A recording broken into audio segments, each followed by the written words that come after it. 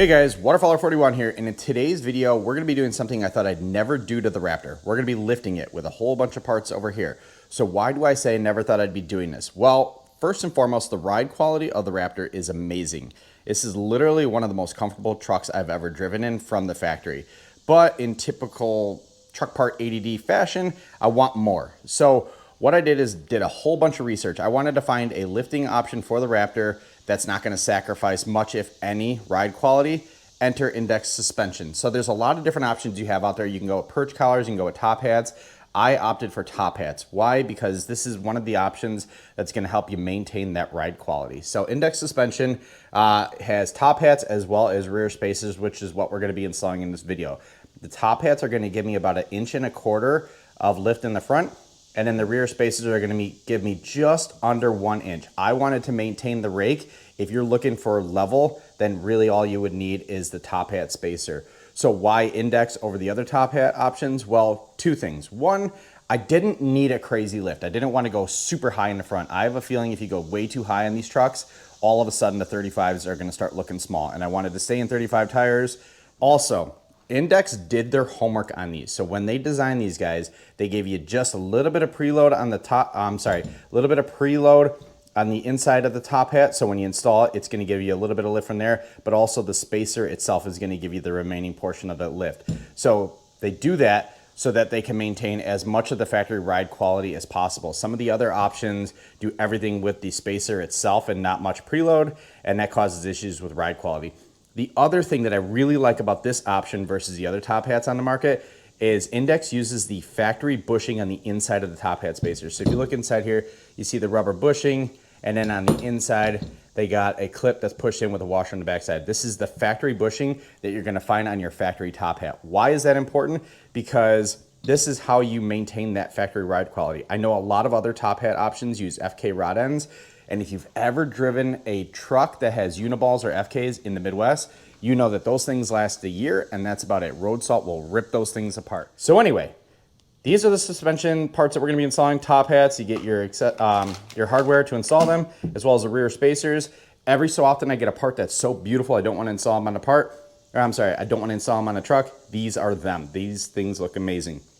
Now they also have these in black as well. I wanted to go with the fox orange just to have a little bit of accent in the suspension system I want. So let's talk about the process of this video. So here's how we're gonna do this. We're gonna install the fronts first, and then what I'm gonna do is take measurements after we do the fronts, because you could, in theory, just do the top hats if you're looking for perfectly level. And I figure if you're searching index suspension, I'll give you those measurements just so you can see what those look like. And then the second part of the video, we'll do the rears here. Now the one thing you're gonna have to do regardless of front and rear of what you do is we're going to have to use forescan to adjust the ride height or calibrate the ride height sensors. That way our active valve dampening inside the shocks and struts are going to be properly calibrated for the new ride height. So stick around for the end of the video and I'll show you how to do that with a computer. You just need a Windows computer and an OBD cord to make it happen. I'll leave all the parts down in the description below. All right, so we're gonna dive into the driver's side. So first and foremost, it should be pretty obvious, but you need to jack up your truck and get your wheel off. There's a couple things we need to remove before we can get the shock out. So we basically need to remove the entire shock from the vehicle so we can compress it, put a new top hat on it, and then get it back into the vehicle. So we're gonna need to loosen up the upper control arm. This is an 18mm nut right here. We're gonna need to loosen up the tie rod. This is a 21mm nut on the bottom there. And then you need to loosen up the sway bar. One trick on the sway bar, before you even get the truck jacked up in the air, go ahead and undo the bottom nut on both sides. That way you can move the sway bar out of the way. When you jack up one side of the truck, it's gonna torque that sway bar and it's gonna be kind of a pain in the butt to get it out of there. But that is an 18mm nut there. You need to do that because you need to allow that lower control arm to drop all the way down. So let's go ahead and get all of these nuts loosened. Then I will show you how to free up the ball joint as well as the tie rod. There are special tools you could use, but I found on the other side, just a really light tap is all it needed to get everything loosened. But all right, so I have my upper control arm loose as well as the tie rod at the bottom. When I was loosening up the 18mm nut here, the upper control arm just popped on its own. So fortunately that's helpful, but if you need to give it some assistance, where's my mallet? Use a mallet like this. That way you're not marring up the top of the knuckle here, but also so you're not sending a super high impulse through the knuckle so you can crack it. This is aluminum and you don't want to crack that. But anyway, we got that guy loosened up. Same thing with the lower tie rod. That's loosened up as well. Just gave it a few knocks here, and then everything was able to pull straight out. So we're going to leave everything in place. When I do suspension stuff, I like to leave everything loosely in place until I'm ready to go, because these shocks are super heavy and I don't want anything to fall out of there. So now the next thing we're going to do is take a 17mm ratcheting wrench, and we're going to go up top here. And there are 3 bolts up on top of the shock that we're going to need to undo. They're sort of tricky to get at, so we might be able to get at the outside one here as well as the front one here, but we may need to go through the engine bay to get that back one. Since I have an air intake, there's plenty of room there. But 17mm up on top, and then those guys should pop out. Go ahead and fully remove the back 2 and leave the outside one in loosely, just so the shock is hanging there. You don't want to undo that yet, because you want to basically give yourself like a controlled exit of the shock here. So. All right, so I went ahead and removed 2 of the shock bolts. I left that last outside one still attached. Easy to get to this one from the wheel well, easy to get to the front one also from the wheel well. That back one, go into the engine bay and use this, basically a long extension, swivel, and then a long 17mm socket. That way you clear the stud, but that's all you need. So I got this guy on the outside finger tight still.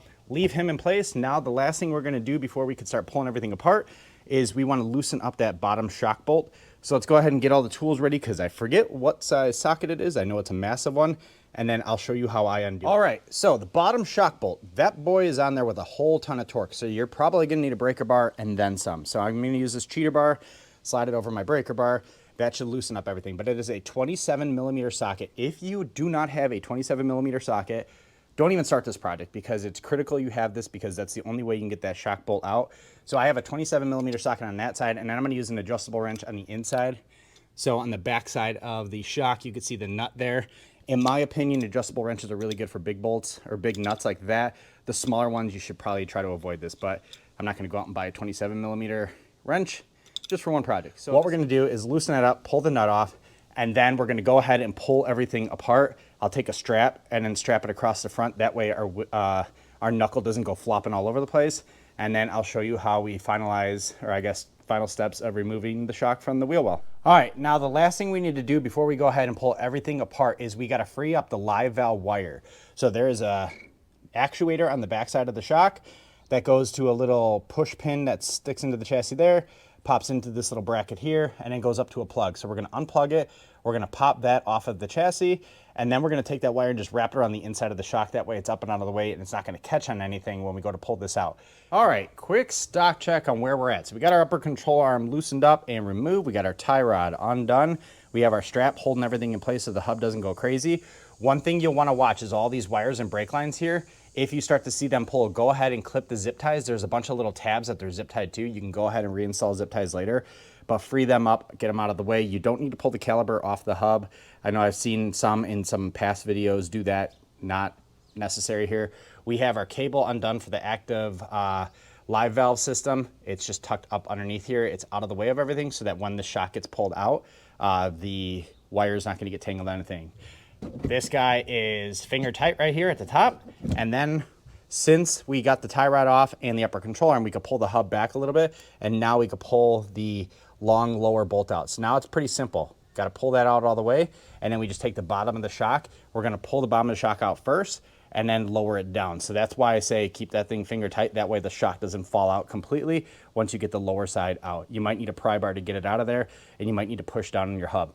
Now, if you struggle with this, do not fight it, because you can end up screwing up your CV. So I will leave instructions on how to loosen up the wheel bearing if you need to get a little bit more play to get everything out and get that lower control arm lowered. Because right now the only thing stopping that lower control arm from dropping all the way is your CV axle, which is still attached to your hub. So. All right, so we have our shock completely removed from the truck. It was pretty simple. You just gotta kind of lay into that lower control arm, pry the bottom out, and then undo the top bolt. What does help is instead of leaving that top bolt finger tight, go ahead and tighten it all the way down. That way it pulls the whole shock up, and then it gives you less to fight with on the bottom section of it. But anyway, we're good to go. We got that out. Now we need to draw a few index lines here. So the first index line I do is I take the valve side. So we'll take our strut like that. And then what I'll do is I'll draw a line all the way up the spring here to the top hat. Then the next line we're gonna do is we'll find one of the inner top strut or top bolt mounts, and I'm gonna draw an index line between that bolt and then the spring. And then last thing I'll do is I'll stack this guy on top, and make sure that it's lined up properly, and then transfer that index line to here. What you'll notice is 2 of the top mounts are closer than the third one. So you got distance here, that's the same, and then distance here is the smaller distance. That is so you can index a whole spring properly. So what we'll do is we'll match up these bolts by just stacking this guy on top of the factory top hat, figure out which one we index, draw a line on it. That way we know it's the right one, and then draw our lines down the spring, so that when we are on the spring compressor and we decompress or we compress the spring, pull the top hat off, we know when we put the new top hat on from index, it's installed properly such that when you go to install everything, the valve itself is pointing to the inside of the vehicle, and you're not going to be fighting with these top mount bolts into the shock bucket there on the truck. So if you do not align these properly, you are going to be fighting with them, and it's a pain in the butt. All right, so we got our index line drawn. So I took one index line for the valve, and I just drew that all the way up the spring, and I transferred that to the top hat. Then I took one index line for the, I believe this is the front bolt. So this is the front bolt, and then I took some blue painter's tape so there's no mistake in the 2 index lines, and I know that one's for the bolt. Then I stacked the top hat, and I went ahead and transferred those index lines to the top hat. So you can see that one's the valve, and this is the back bolt, and you can see it lines up with the back bolt here. It's the further one, so we're good to go. Anyway, now we are good to take this guy, put on the spring compressor, and then get the top hat switched over. This is an 18mm bolt, so once you loosen up that spring, 18mm, zap it off, pull this guy off, drop this guy on. It comes with a new 18mm bolt, or I'm sorry, 18mm nut, new king nut here. We're gonna install this guy, and then smooth sailing from here on out. So let's get the top hat swapped over. All right, boys and girls, this is the last piece of it. So this is the spring compressor set up, ready to go. All I need to do is push down on that foot pump, and what it'll do is pull the spring down, loosen up this top hat. You can see I have my valve index line right here. So the valve's pointing out, and then I have my stud index line here. Everything's ready to go. Have your tools ready. So we got our stud index line, and then we got our valve index line. All this thing's gonna do is just stack just like so once we get that factory top hat removed. It comes with a new nut, so have that guy ready, have your tools ready, be safe.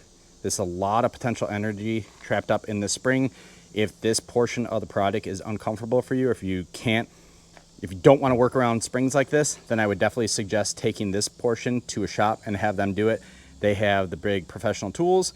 I've done this a few times. You just got to respect the tools, respect the fact that you just need to take a little bit of precaution here. Safety glasses, be ready to go for this one. All right, so the final product, again, just respect the fact that you're working with dangerous stuff. Take your time, but again, have everything ready to go, and don't dick around when you're doing all this stuff. But anyway, we got our valve line lined up with a line all the way down our spring and our valve here. We got our stud line lined up, almost dead on with that one. There's a little room for play, but try to get it as exact as possible. So we got our shock ready to go, our strut ready to go. We got our 3 new top mounting nuts for the new index top hat. And then we got an empty bucket and a new home for everything. So here is how this works.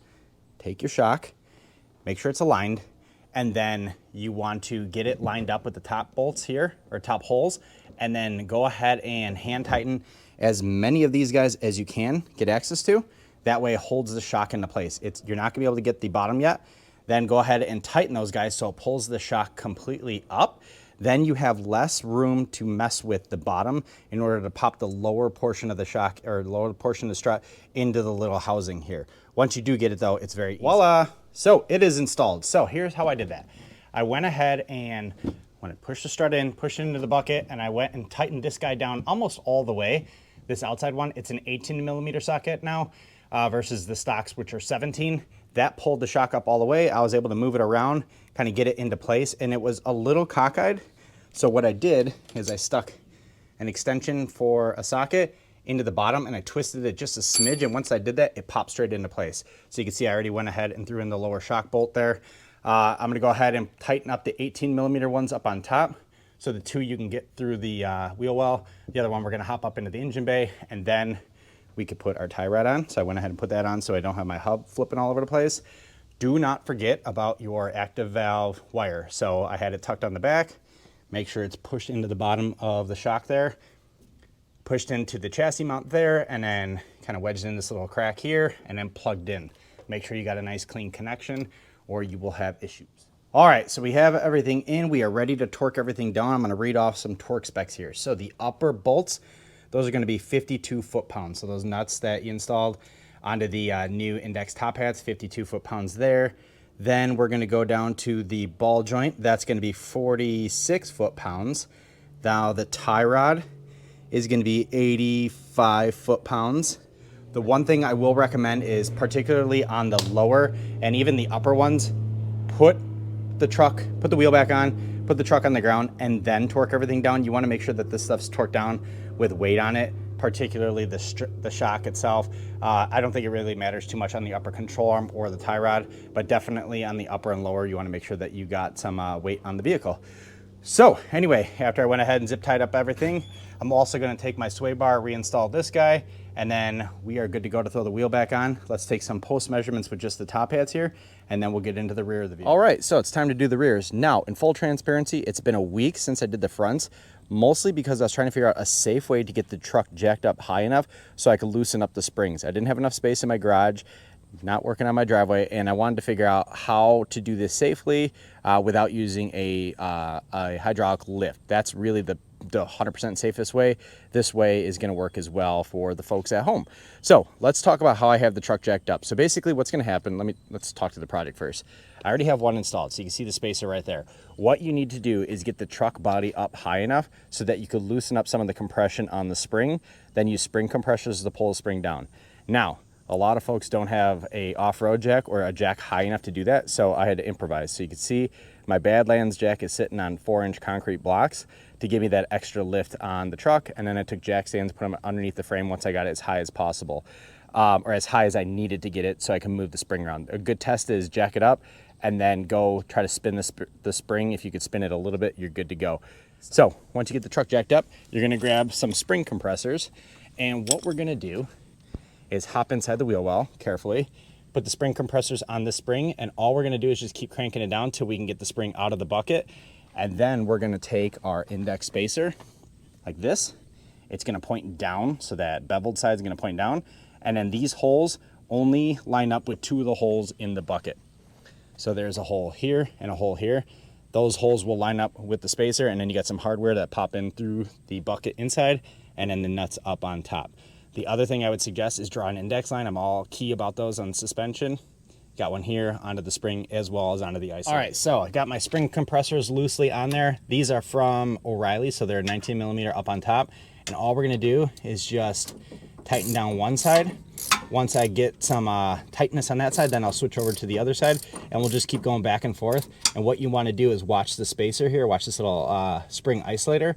Once it drops down to about here, then you could pull the spring out. They're pretty easy to move. So you don't need too much, but again, these really make the job super easy. Just be careful, and remember your car's up on jack stands, and if things go sketchy, get out of the wheel well, because that could hurt. All right, so we got our spring out of the bucket. I had to crank down much more on this guy versus the other side, but I think that's just because of where I'm sitting on the road. But anyway, now we have our spacer. It's gonna take just like this, and then what you're trying to do is line up 2 holes on the spacer with these 2 holes here, and then there's hardware in the kit that passes through the underside of the spacer, and then you use the nuts and you tighten them on right here. So let's get our spacer installed, and then all you do is just take this guy, pop it right back into place, make sure you keep everything indexed properly. All right, so our spacers are fully installed, the spring is back where it needs to go, and the index lines are about where they need to be. It's not super important on the back as it is in the rears.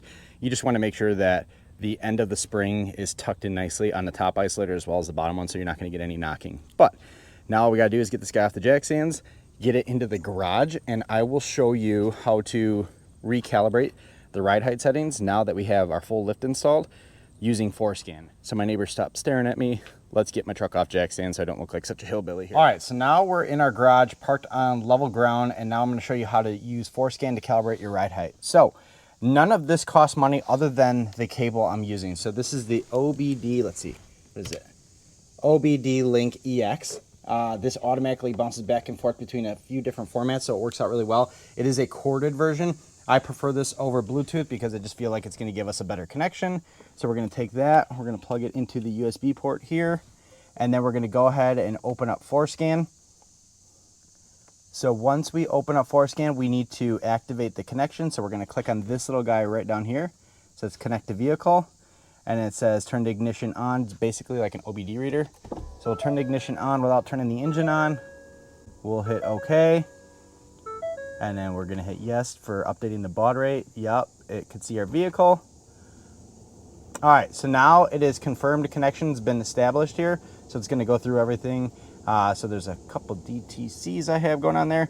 But now it is ready to go to run the ride height calibration. So what we're gonna do, we're gonna go to this little gear icon right here. All right, then once we are in the gear setting over here on the side, we're gonna look for the module called VDM, Victor Delta Maverick, and that is right here.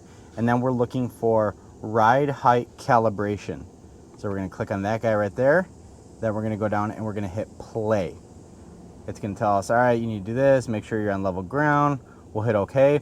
Then it's gonna ask you for how much fuel is in your gas tank, because it wants to make sure that it's taking into account the fuel.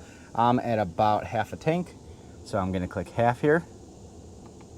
And then I'm gonna hit okay. And this takes less than a minute, and we are done. So service procedure completed successfully. That means our ride height sensors are now calibrated to where they're at, and then that will impact our live valving on our suspension. If you don't do that, your truck's gonna ride pretty heavy, particularly because you just lifted. It's gonna think it's higher than it actually is, or lower than it actually is. I forget which way it is. But anyway, now we're done with this. So then we can close down FORScan. We don't need this anymore. The last thing we're gonna do here is now take the truck, go get an alignment, and then let's talk through all the alignments. So just after the front installation, then we'll talk about the alignment specs after the full kit was installed, and then I'll show you some of the final measurements and we'll shut this video out. All right, so here she is out of the garage, out of alignment shop, looking great. So we got the front top hat spacers from Index, the 1.25 inches guys in the front. Then we have the 0.9 inch spacers in the rears.